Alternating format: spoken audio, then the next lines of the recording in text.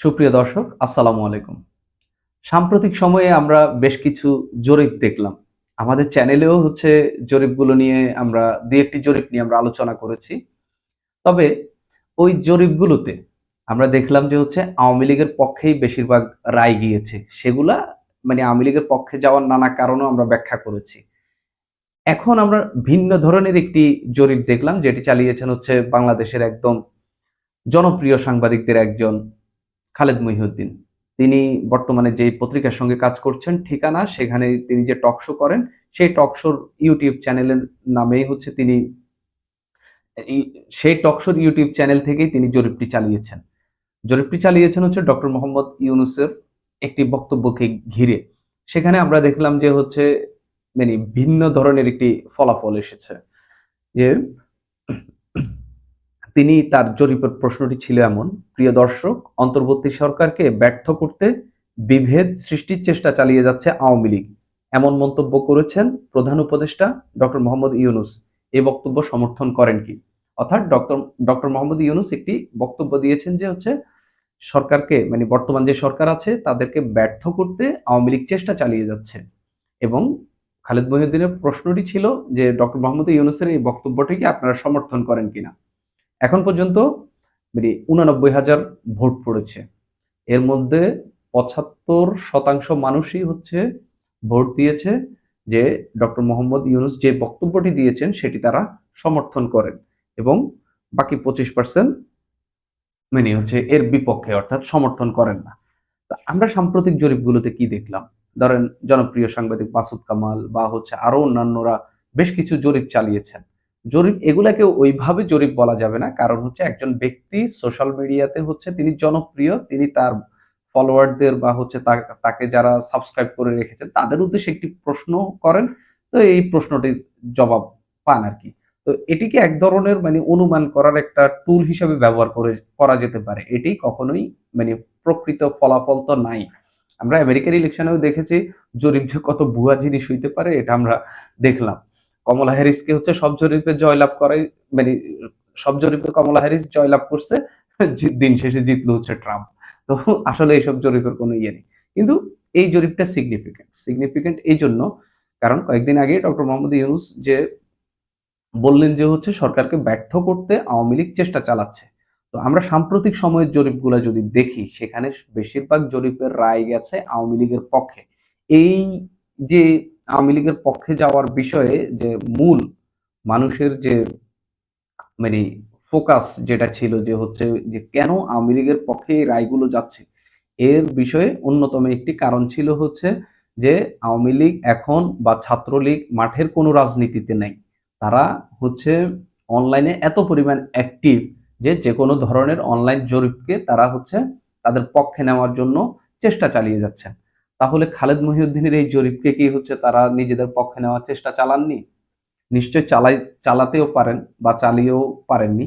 আমরা দেখলাম 89,000 মানুষ ভোট দিয়েছে। এর মধ্যে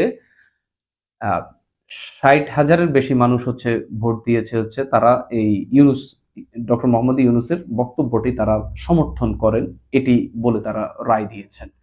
তো এই যে আমরা দেখলাম আমাদের দেশে হিন্দু কমিউনিটি যারা রয়েছেন, যারা নিজেদেরকে সংখ্যালঘু দাবি করে আন্দোলন করে নিজেদের অধিকার আদায়ের চেষ্টা করছেন।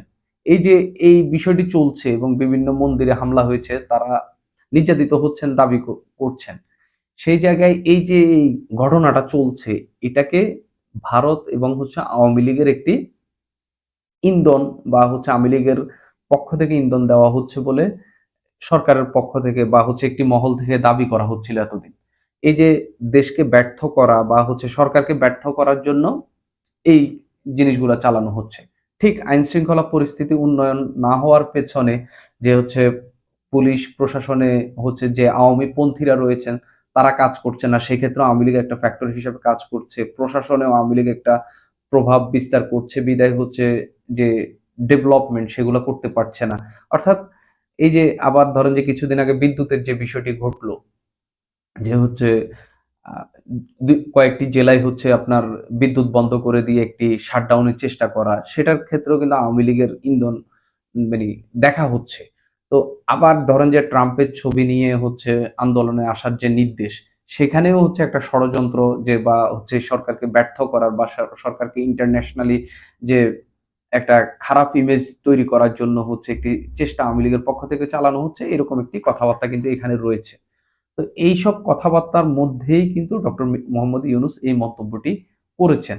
এখন আওয়ামী লীগ যেটি করছেন বা হচ্ছে এই জরিপের কয়েকটি মন্তব্য আছে, সেটা খুবই গুরুত্বপূর্ণ। যে ব্যর্থ করার চেষ্টা স্বাভাবিক, একজন লিখলেন যে ব্যর্থ করার চেষ্টা স্বাভাবিক, কিন্তু সকল ষড়যন্ত্র মোকাবিলা করার দায়িত্বও সরকারের। যদি সে ষড়যন্ত্র মোকাবিলা করতে ব্যর্থ হয় তাহলে সেই ব্যর্থতা তাকে নিতেই হবে। আরেকজন খুব ইন্টারেস্টিং, মানে একই টাইপের কমেন্ট লিখেছেন যে ইউনূস সরকার তাহলে আওয়ামী লীগ থেকে আশা করে তারা তারা নতুন দুলার মতো করে রুমাল দিয়ে বসে থাকবে। মানে খুবই ইন্টারেস্টিং কমেন্ট। প্রধান উপদেষ্টাকে আরো সক্রিয়, বলিষ্ঠ, শক্তিশালী ভূমিকা পালন করার জন্য অনুরোধ করছি। অর্থাৎ আওয়ামী লীগ যে মানে সরকারকে ব্যর্থ করে দেওয়ার জন্য যে প্রচেষ্টাগুলো চালাচ্ছে, সেজন্য আরো বলিষ্ঠ ভূমিকা রাখার চেষ্টা করতে বলা হয়েছে। তো এখন বিষয় হচ্ছে, ধরেন আওয়ামী লীগ ক্ষমতা থেকে পতিত হলো বা আওয়ামী লীগের পতন হলো, সরকারের পতন হলো, দলেরও এক ধরনের পতন হলো। সেই জায়গায় আওয়ামী লীগ তো আসলে বসে থাকবে না।